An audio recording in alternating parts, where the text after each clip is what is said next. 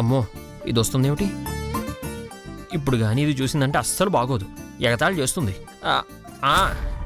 ఆడుతూ పాడుతూ పని చేస్తుంటే అలుపు సలుపే ఉన్నది మన బట్టల్నే మనము ఉతికితే తప్పేమున్నది ఆహా తప్పేమున్నది ఎవరు చేసిన కర్మకి వారనుభవించక నేననుభవిస్తాన రామా విడాకులిచ్చాక నీ ఇంటికి నువ్వు పనివాడి వయ్యావ రామా. చాలా ఆపో ఎగతాళి చేయకపోతే వచ్చి సాయం చేయొచ్చుగా ఉతికి ఉతికి చేపులు నొప్పెట్టేస్తున్నాయి. ఏం బావా మేమేం మనుషులం కదా మాకు చేతులుండవా వాటికి నొప్పులు రావా? ఇంట్లో అందరి బట్టలు నేనే ఉతికాను ఒంటి చేత్తో ఉతికాను. నీ ఒక్కడి బట్టలు ఉతకడానికి నీకు చేతులు నొప్పులు పుడుతున్నాయంటే మరి నా చేతులు ఎంత నొప్పి పుట్టాలి? ఇప్పుడైనా అర్థమవుతుందా మా కష్టమేంటో? ఇదంటే మీకు అలవాటైన పని కాబట్టి నొప్పులు గిప్పులు ఏం ఉండవు. నాకంటే అలవాట్లేని పని కదా ఉతికేసరికి ఆ మాత్రం నొప్పులు వస్తాయి. అయినా నువ్వు విడాకులు ఇచ్చింది నాకు గానీ నా బట్టలకి కాదు కదా. అదే లాజిక్ బావా. నాకు కొన్ని లాజిక్లుంటాయి. సర్లే గానీ ఓ చెయ్యి.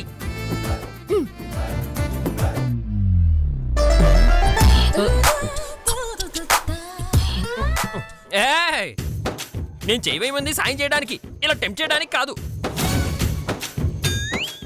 నువ్వే కదా బావా చేయవేమన్నావు అందుకే వేశాను. కొట్టేవాళ్ళే పెడకలు కాస్త ఉతుకు.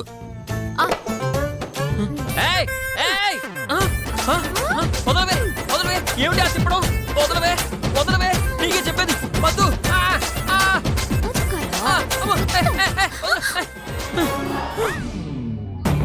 ఉతకమంది బట్టలనే నన్ను కాదు. ఆ మాట క్లియర్ గా చెప్పాలి కదా బావా. నాకేమో నగలు కడుక్కునే పనుంది అందుకోసం కుంకుడుకాయలు దంచుకుందామని వచ్చాను. బావా కాస్త కుంకుడుకాయలు దంచి పెడతావా ఏంటి? నీ కుంకుడుకాయలు నేనెందుకు దంచాలే? మరి నీ బట్టలు నేనెందుకు ఉతకాలి? నా పని నువ్వు చెయ్యవు నీ పని నేను చెయ్యను. అడ్డమైన పనులు నాకు చెప్పకు.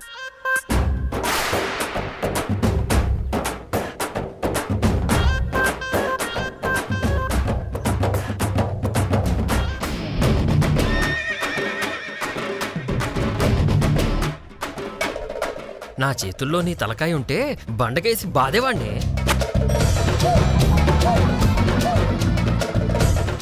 బావా యాక్టింగ్ చేయడం మొదలు పెట్టావా? చెప్తా.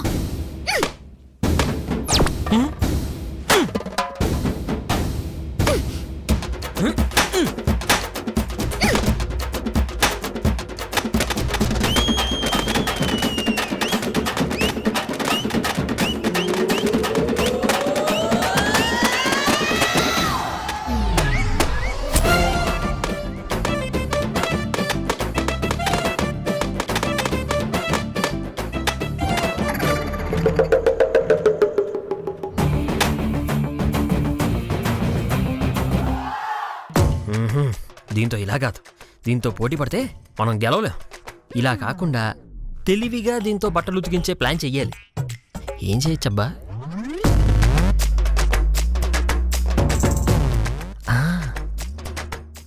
ప్లాన్ వేస్తా. ఈ సబ్బు నొరగే రావడం లేదు, కొత్త సబ్బు తెచ్చుకుంటాను వెళ్ళి.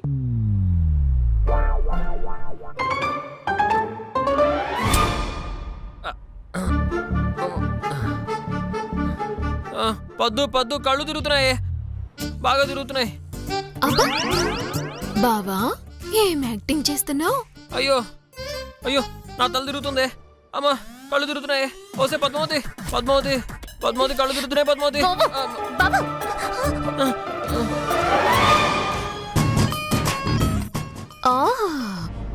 ఏం పర్ఫార్మెన్స్ చేస్తున్నావు బావా? ఆస్కర్ అవార్డ్ నీకే రావాలి.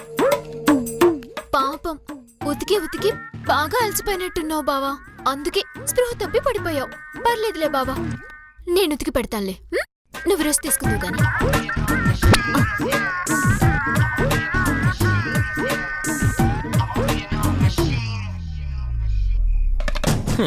ఓసి పిచ్చిదాన, నీతో బట్టలు ఉతికించడానికి ఈ ప్లాన్ వేశాను.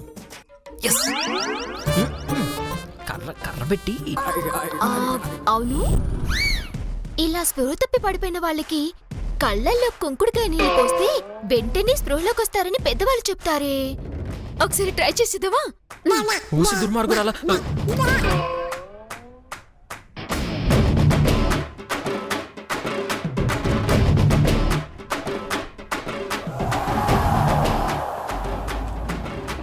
ఓరి నాయనో, ఇదేమిటి కుంకుడుకాయల రసం ఇలా తీస్తుంది? కొంపదీసి తీసుకొచ్చి నా కళ్ళల్లో పోస్తుందా ఏమిటి? బాబోయ్, జాగ్రత్తగా ఉండాలి.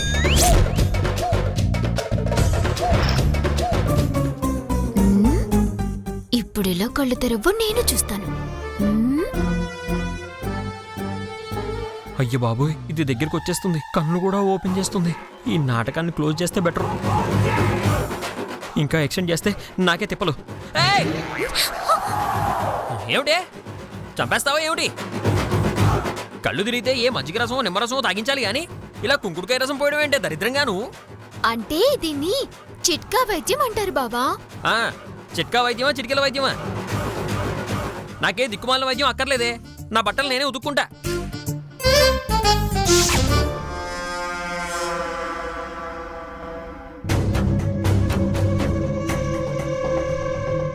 చూసావే, 7 వారాల నగలంట ఆ పద్మావతికిచ్చి క్లీన్ చేయమంటుంది. తొందరగా శ్రీనివాసు పద్మావతి విడిపోయి నాకు శ్రీనుకి పెళ్ళైతే బాగున్నాయి. ఆ 7 వారాల నగలు నాకే వస్తాయి. అంత లేదమ్మా. గోవిందుని పెళ్లి చేసుకుని నేనేంటి కోడలిగా వస్తే ఆ 7 వారాల నగలు నా సొంతం అవుతాయి. కాదు కాదు, మనం ఇద్దరం పంచేద్దామా? ఏంటో అది. ఇంటికి పెద్ద కోడల్ని నేనవుతాను, చిన్న కోడలు నువ్వవు. ఆ 7 వారాల్లో 4 వారాలు నేను తీసుకుంటాను, 3 వారాలు నువ్వు తీసుకో. నువ్వు మోసుకో. ఇప్పుడు మనం ఆలోచించాల్సింది ఆ 7 వారాల నగలు ఎవరు పంచుకుంటారా అని కాదు. మరి ఆ 7 వారాల నగలు దక్కాలంటే గోవిందుని ఎలా రెచ్చగొట్టాలా అని. రెచ్చగొడితే మనకే వస్తుంది. ఏదో ప్లాన్ వేసి కొట్టేద్దామా? నువ్వు ఆవేశపడకే. ముందు వెళ్ళి అక్కడ చిచ్చు పెట్టాకే తర్వాత ప్లాన్ చేద్దాం ఏం చేయాలో. ముందు గోవింద్ రూమ్కి వెళ్దాం. పదా పదా. గోవిందు, నువ్వే వచ్చావా? నీ దగ్గరికే వద్దాం అనుకుంటున్నాం గోవిందు. ఏంటి విషయం? నీకు ఇంట్లో ఘోరమైన అన్యాయం జరగబోతోంది గోవిందు. మళ్ళీ ఏమైంది? మీ అమ్మగారు తరతరాలుగా వస్తున్న 7 వారాల నగలు తీసుకువెళ్ళి మీ వదినకిచ్చింది. ఎందుకిచ్చింది? ఎందుకే ఉంది? రేపు వ్రతం ఉందంట. ఆ వ్రతానికి ఆ 7 వారాల నగలు మీ వదిన పెట్టుకోవాలంట. ఇక నుంచి అవి మీ వదిన దగ్గరే ఉంటాయంట. అంటే అర్థమేంటి గోవిందు? మా అమ్మేమందో దానికి మా వదినేమందో మీరు సరిగ్గా విన్నారా? అయ్యో గోవిందు, మా కళ్ళారా చూసాం, చెవులారా విన్నాం. చాలే, మా అమ్మ నాకు ఎప్పటికీ అన్యాయం చేయదు. ఊరికే వ్రతంలో పెట్టుకోమనిచ్చింటుంది అంతే. అయ్యో గోవిందు, పెట్టుకోమనిస్తే బాధంతా దేనికి? పద్మావతి, ఇక నుంచి ఈ నగల బాధ్యతంతా నీదే, నువ్వే ఉంచేసుకో. ఈ విషయం మాత్రం గోవింద్కి తెలియనివ్వకు అని చెప్పింది. తెలిస్తే మళ్ళీ వాడొచ్చి గొడవ చేస్తాడని కూడా చెప్పింది. నిజమా? అవును గోవిందు. కనీసం త్రిపురకైనా సగభాగం ఇచ్చుంటే ఎంత బావుండు. త్రిపురక ఎందుకు? ఎందుకంటావేంటి గోవిందు? నీ కాబోయే భార్య తనే కదా. కనీసం ఆ నగలు ఇచ్చేటప్పుడైనా పద్మావతి సగం నువ్వుంచుకో, త్రిపుర నువ్వు సగం ఉంచుకో అంటే ఎంత బాగుండేది. నీకు కూడా న్యాయం జరిగేది కదా. అవును. కానీ మీ అమ్మ ఆ పద్మావతి ఒక్కతే మీ అమ్మకి కోడలేనట్టు, ఈ ఆస్తి అనుభవించడానికి ఆవిడొక్కదానికే హక్కు ఉన్నట్టుగా నగలు మొత్తం ఆవిడకే ఇచ్చేసింది గోవిందు. పాపం నిన్ను త్రిపురాన్ని తలుచుకుంటుంటే బాధగా ఉంది గోవిందు. సర్లే, రేపు వ్రతం అయ్యాక నగలు తిరిగి ఇవ్వకపోతే అప్పుడు అడుగుతాను. మీ వదిన పూజ అయిపోగానే తెచ్చిస్తుంది. నాకు నమ్మకం లేదు గోవిందు. నువ్వు గాని ఇప్పుడు వెళ్ళి అడగకపోతే మీ వదిన దృష్టిలో నువ్వేమవుతావో తెలుసా? ఓ చవటగాని దద్దమ్మలాగాను. నువ్వో చవట సన్నాసివని, మీ అమ్మ వాళ్ళు ఏం చేసినా నోరెత్తవని వాళ్ళు ఫిక్స్ అయిపోతారు. ఆ తర్వాత ఆస్తి మొత్తం మీ వదినకి దోచిపెడతారు. అప్పుడు నువ్వు త్రిపుర వెళ్ళి ఏ బస్టాండ్లోనో మాదాకోలం తల్లా అని అడుక్కోవాలి.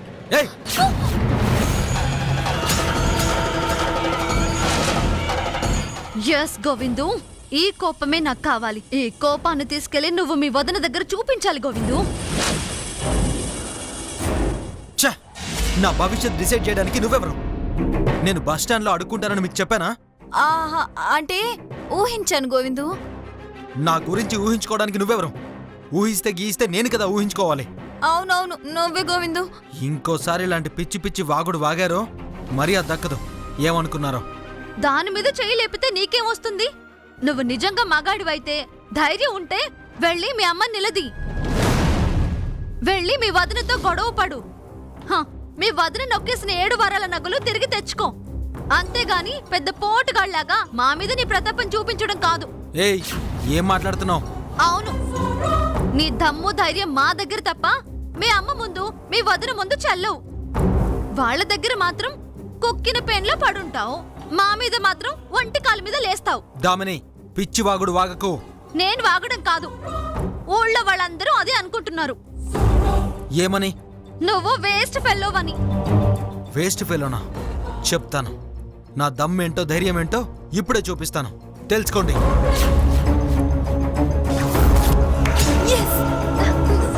పదవే, కుర్రాడు ఇప్పుడే ట్రాప్ లో పడ్డట్టున్నాడు. పద.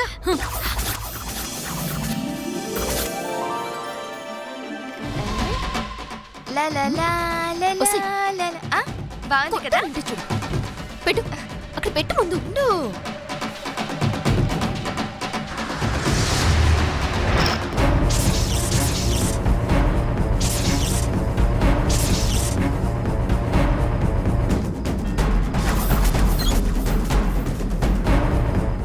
ఏంటి గోవిందు, అలా చూస్తున్నావేంటి? మా అమ్మని మాయ చేసి, మాయమాటలు చెప్పి, మోసం చేసి తరతరాలుగా వస్తున్న 7 వారాల నగల్ని కొట్టేస్తావా?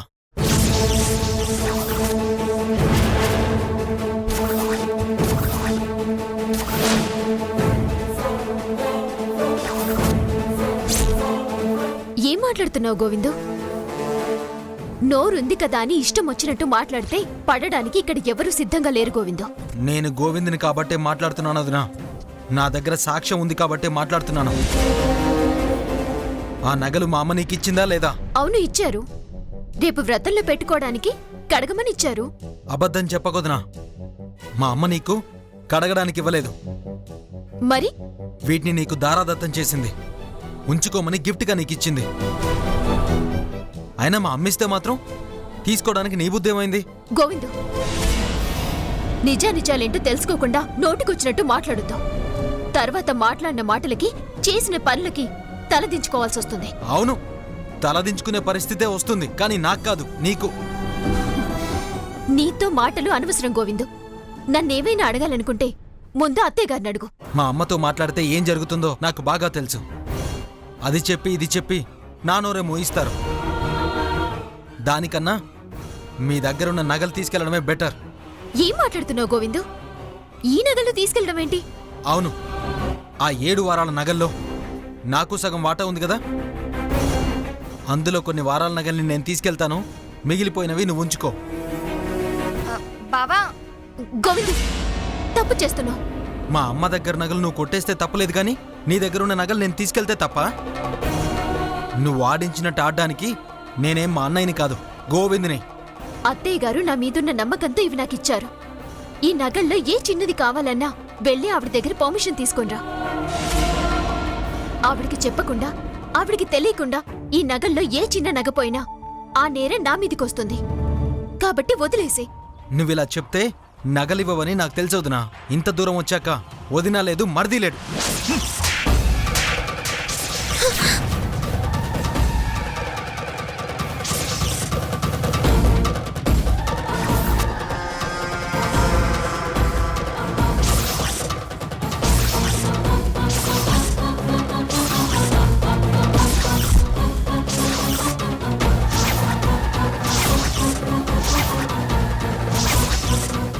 నాన్నగారు, ఎప్పుడు చూసినా నన్ను కొట్టడమే తప్ప ఇక్కడ ఏం జరిగిందో తెలుసుకోరా? రేయ్, ఇక్కడ ఏం జరిగిందో నాకు అనవసరం రా.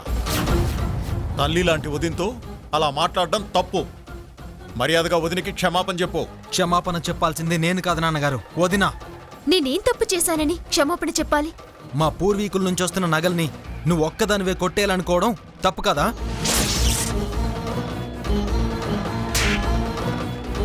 ఇంకొక్కసారి పద్మావతిని దొంగని మాట్లాడావనుకో, నీ పళ్ళు రోలు కొట్టేస్తాను. ఏమనుకున్నావో వెధవా? అది కాదమ్మా, నీకిద్దరు కొడుకులున్నప్పుడు ఈ నగల్నిద్దరికీ సమానంగా పంచాలి గాని ఈవిడ ఒక్కదానికే ఇవ్వడం ఏంటి? అంతగా ఇవ్వాలనుకుంటే నా కాబోయే భార్య త్రిపురకి ఇవ్వచ్చు కదా. నోరు మీరా? ఆ నగలు పద్మావతికి ఇచ్చింది తనని బీరువాలో పెట్టుకోమని కాదురా, రేపు మన ఇంట్లో జరగబోయే వ్రతానికి ఇంట్లో ఆడవాళ్ళందరూ పెట్టుకోవడానికి. అందుకే నేనే తనకి శుభ్రం చేయమని ఇచ్చాను. ఏం మాట్లాడుతున్నావమ్మా? కామెడీలు ఏమన్నా చేస్తున్నావా? ఒరేయ్ గోవిందో, అవును నాన్నగారు, ఆల్రెడీ అన్నయ్య వదిన విడాకులు తీసుకున్నారు. విడిపోయిన భార్యాభర్తల్ని రేపు వ్రతంలో ఎలా కూర్చోబెడతారు? ఒకవేళ మీరు పిలిచినా అన్నయ్య ఎలా వస్తాడనుకున్నారు? ఇదంతా వింటే మీకెలా ఉందో గానీ నాకు మాత్రం కామెడీగానే ఉంది నాన్నగారు. కరెక్టే కదా ఆంటీ. గోవింద్ అన్న దాంట్లో తప్పే ఉంది. మీరు వ్రతం చేయిద్దాం అనుకున్నారు, అదేం తప్పు కాదు. కానీ విడిపోయిన భార్యాభర్తల్ని ఎలా కూర్చోబెడతారు? వచ్చిన గెస్ట్లకి ఏమని సమాధానం చెప్తారు? శ్రీనివాస్ ఎందుకు రాడు? ఖచ్చితంగా వస్తాడు. ఈ అమ్మ పిలిస్తే ఖచ్చితంగా వచ్చి పీట్ల మీద కూర్చుంటాడు. సరే, మీరు అన్నయ్యని ఎలా కూర్చోబెడతారో నాకు అనవసరం. కానీ రేపు పూజ తర్వాత వదిన నగల్ని తీసుకొచ్చి మీకు ఇచ్చిందా? సరే సరే, అలా జరగలేదో ఈ ఇంట్లో ఇంకో కురుక్షేత్రం జరుగుతుంది. ఆ అవకాశం నేను నీకు ఇవ్వను గోవిందో. పూజైన మరుక్షణమే నేను ఈ నగలు తెచ్చి అత్తయ్య గారికి ఇచ్చేస్తాను. మొత్తం నగలన్నీ ఉండాలి. నాకు తెలుసు, ఆ పెట్టెలో 7 వారాల నగలున్నాయి. అందులో ఒక్క నగ తగ్గినా బాగోదు.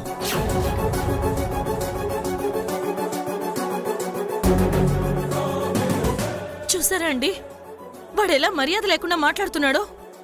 తప్పు వాడిది కాదా అంటాళ్ళు, మనది. అడ్డమైన దరిద్రులు తెచ్చి ఇంట్లో పెట్టుకున్నాం చూసావా, అది ఇలాగే తగలడుతుంది. ముసలోడా, ఎంత మాట అంటున్నావురా నన్ను? ఏం చూస్తున్నారు? వెళ్ళండి.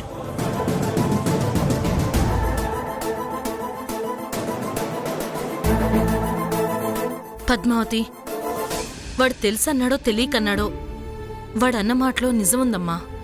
రేపు జరగబోయే వ్రతానికి శ్రీనివాస్ వచ్చి పీట్ల మీద కూర్చుంటాడంటావా? దాని గురించి మీరేం భయపడకండి అత్తయ్య గారు. బావతో నేను మాట్లాడతాను, నేను ఒప్పిస్తాను. జాగ్రత్తమ్మా.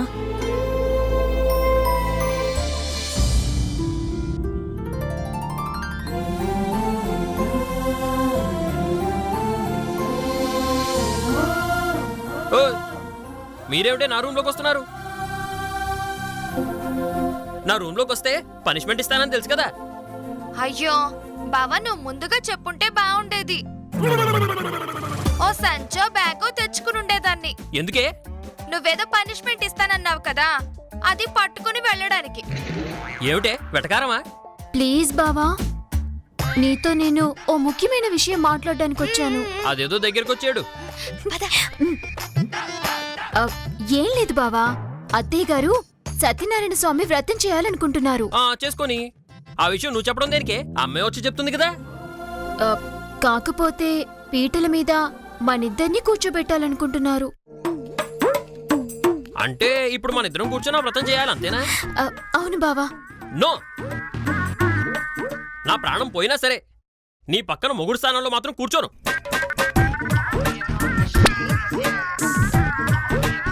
అసలు విడాకులు తీసుకున్న వాళ్ళు మళ్ళీ మొగుడు పెళ్ళాల్లా పీటల మీద ఎలా కూర్చుంటారు? కూర్చోరని నాకు కూడా తెలుసు బావా. కాకపోతే అత్తయ్య గారు మనం డివోర్స్ తీసుకోకముందే మనతో వ్రతం చేయిస్తానని మొక్కుకున్నారంట. ఆ మొక్కు తీర్చడం కోసం ఇప్పుడు ఈ వ్రతం పెట్టుకున్నారు. మనం కాదంటే పాపం అత్తయ్య గారు ఫీల్ అవుతారు కదా. మనకిష్టం లేకపోయినా వాళ్ళ సంతోషం కోసమైనా ఇద్దరం కలిసి ఆ వ్రతం చేద్దామా బావా? కుదరదని చెప్పాను కదే. బెదవనాస పెట్టకుండా ముందు బయటికెళ్ళు. ప్లీజ్ బావా, మన పెళ్ళైన దగ్గర నుంచి ఇప్పటి వరకు నేను ఏమీ అడగలేదు, ఒక్క కోరిక కూడా కోరలేదు. మొదటిసారి అడుగుతున్నాను బావా, నా కోసం వచ్చి పీటల మీద కూర్చోవచ్చు కదా. ఏడ్చినట్టుంది. కలిసున్నప్పుడు కోరికలేం కోరలేదు గాని విడిపోయాక మాత్రం వచ్చి కోరికలు కోరుతుంది. అయినా ఇప్పుడు నేను నీకేమవుతాననే? బావ అవుతావు కదా బావా. భర్తనైతే కాదు కదా. భర్త కాని వాడు వచ్చి నీ భర్త స్థానంలో కూర్చుంటే నువ్వు ఫీల్ అవ్వా? ఇప్పుడు భర్తవి కాకపోవచ్చు, ఒకప్పుడు నా భర్తవే కదా బావా. అయినా నువ్వు వచ్చిన పక్కన కూర్చుంటే నేను హ్యాపీగా ఫీల్ అవుతానే గాని బాధగా ఎందుకు ఫీల్ అవుతాను? ఆహా అంటే నీ మనసులో నేను ఉన్నానన్నమాట. వీడు మళ్ళీ మారిపోయి నా మొగుడిగా వచ్చేస్తే బాగుంటుందని నువ్వు కోరుకుంటున్నావు అన్నమాట. అందుకే ఈ వ్రతం వంకతో నన్ను లొంగ తీసుకోవాలని ప్రయత్నం చేస్తున్నావు. అంత లేదు బావా, మనస్ఫూర్తిగా చెప్తున్నాను. కేవలం అత్తయ్య గారి మొక్కు తీర్చడం కోసమే నేను అడుగుతున్నాను తప్ప నా మనసులో మరెలాంటి దురుద్దేశం లేదు. అవును బావా, నిజానికి నీ పక్కన కూర్చోడానికి దీనికి అస్సలు ఇష్టం లేదు. ఇది కాబట్టి ఇలా బతుకులాడుతుంది, కానీ అదే నేనైతేనా నీ కాళ్ళు వెరగొట్టి తీసుకెళ్లి పీటల మీద కూర్చోబెట్టేదాన్ని తెలుసా? నువ్వు రిక్వెస్ట్ చేస్తున్నావా రెచ్చగొడుతున్నావని? సారీ, ఏదో ఫ్లోలో అలా అనేసాను.